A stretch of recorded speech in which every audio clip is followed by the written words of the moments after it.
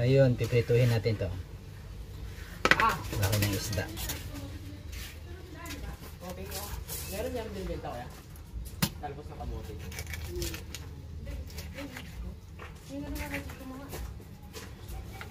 Ito na, sabos kamatis meron na dito.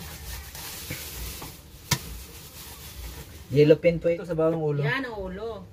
Pero gusto ko hatiin to. Malaki masyado. Kasi masisira pag sabaw yan. Mas masarap prito. Ron.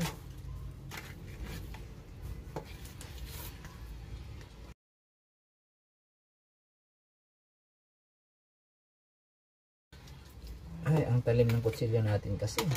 Durog tuloy. Nakita mo? Okay, lagyan na natin ng asin para magkaroon na ng lasa ang ating hiwang mga Meron doon sa isda. TV? Pagkatapos natin lagyan ng asin, saka natin priprituhin. Okay? Ayan. Budburan lang natin ng asin ang bawat hiwa.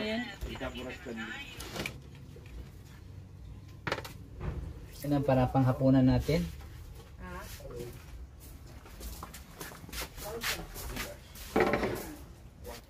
Pinirito. Alam mo kung sinong sheep. Gawin para sarap lagi, no? Subong lang pa, ngayon lang pala nagluto, nagprito na. Mainit na ba? Hindi kaya ito sasabog. Hindi naman. Puputok-putok lang, hindi siya sasabog. Lumayo na ako, baka matalsikan ako.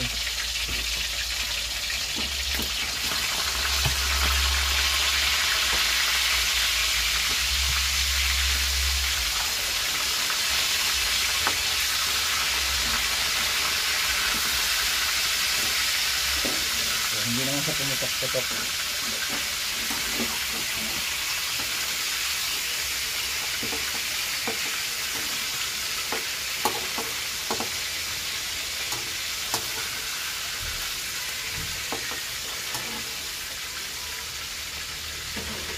Santo triko.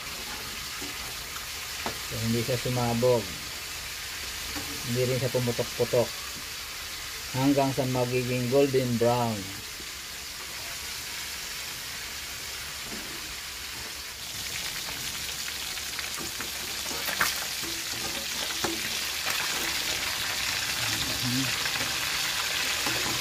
Ikutin na natin.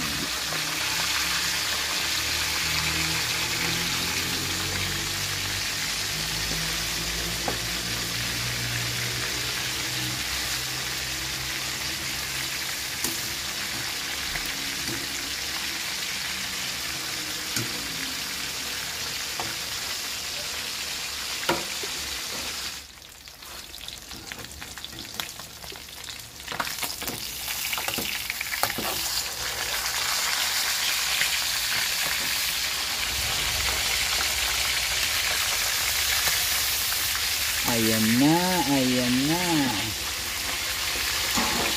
Malapit na siya. Kunti na lang. Huling ikot na yan.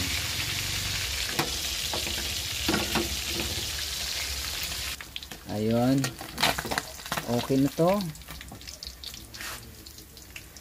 Sarap. Ang piniritong yellow pin. Sana bukas may makita rin kaming yellow pin sa umaga. Para may mauwi sa Pasig.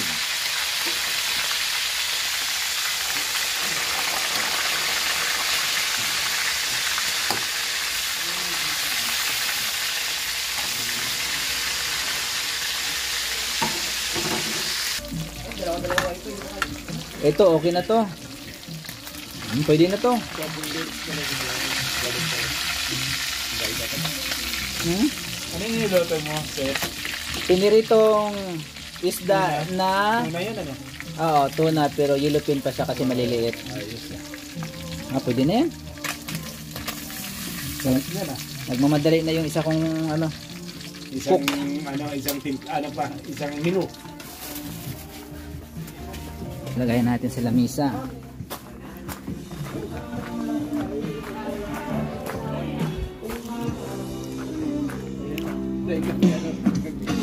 Ito lang, hapag kainan natin.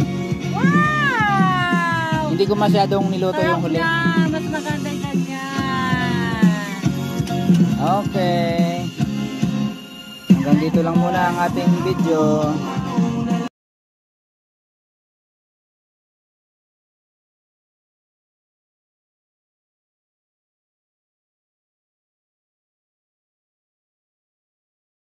Sarap ng isda Yeah, kain. na niluto namin. Niluto namin kusinero na si artistahin namin kasama. Ayan.